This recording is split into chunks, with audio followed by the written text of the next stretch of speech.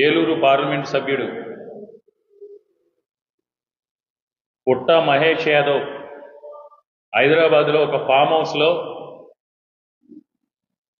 Dinner party పేరుతో drug party నిర్వహించడం,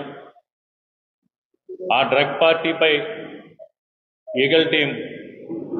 ride చేయటం, రైడ్ చేసిన సమయంలో వీరందరూ కూడా రెడ్ హ్యాండెడ్గా కొకైన్తో దొరకటం మనందరూ కూడా మీడియాలో చూసాం. ఈరోజు ముఖ్యంగా తెలుగుదేశం పార్టీ అంటే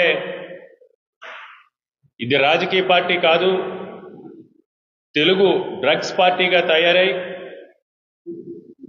గంజాయి, హెరాయిన్, కోకైన్ వంటి మాదక ద్రవ్యాలకు సంబంధించి ఎంత విచ్చలవిడిగా ఆంధ్రప్రదేశ్ రాష్ట్రంలో సప్లై జరుగుతుంది,